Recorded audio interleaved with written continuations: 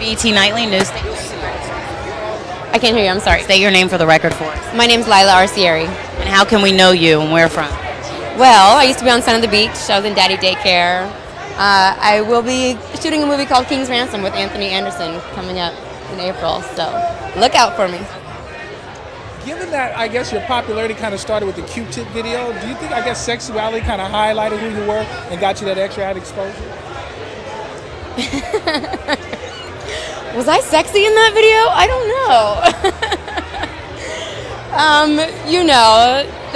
The Q-tip, the Vibrant Thing video did kind of set it off a little bit for me.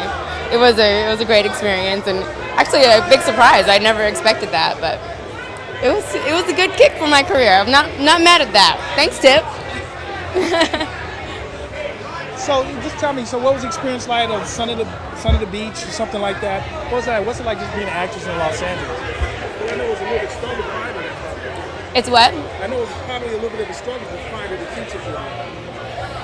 Well, actually, I moved to Los Angeles, and within 6 months, I had like 6 national commercials. I got the show. The 7th month, I was here. The Q-tip video fell somewhere along those lines, and so everything just kind of boomed for me right when I got here. I didn't really have to struggle. I know that's not the way it's supposed to happen, but what do you think contributed to that? Because that's not, the norm. I know. I was just kind of ready to do it when I got here, and I was focused. I did videos, but it was more for the business aspect of it, make sure my bank account was full so I could go on my regular auditions and, keep my acting going. And that's how I kind of worked it and never got stuck in one type of rut or media, so I got lucky, I guess. Well, here's a personal question. What extents would you go to as far as showing certain parts of your body to get exposure? I'm actually I'm very conservative and a little bashful, so I actually just did a movie last year where I had to have a body double because they wanted to see some minor frontal nudity, and I was very against it.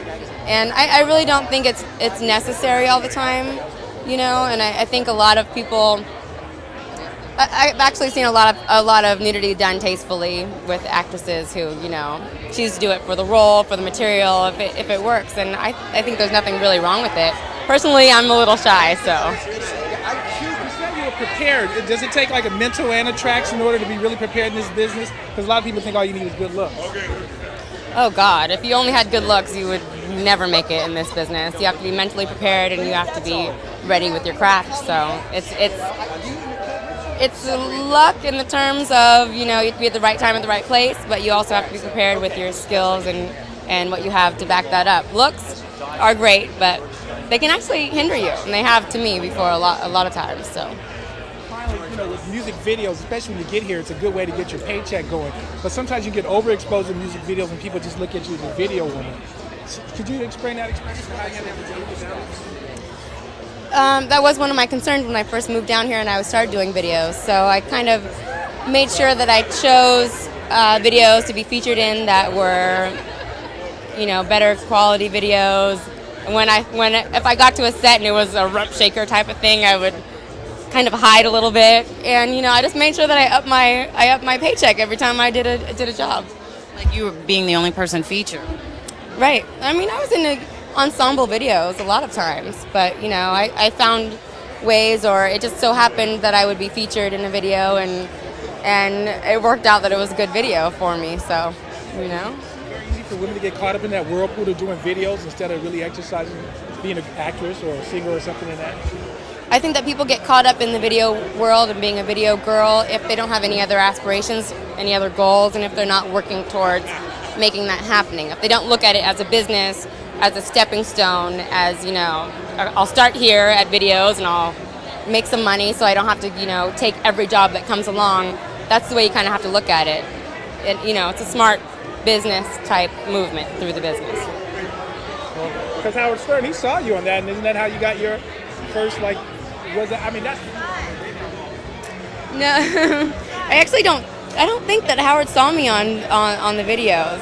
I went to the auditions and he got the tape sent to New York, and when he came out here to, the final casting, he was there and he was like, I walked through the the crowd. There must have been like 50 people in that room in the auditorium, and I walked down the aisle, and he's like, "Oh, there's Jamaica St. Croix." So I was like, "Oh, really? Okay, got this one in the bag." Thank you. Yes, it is. Thank you. That's quite. Yes, yes. Can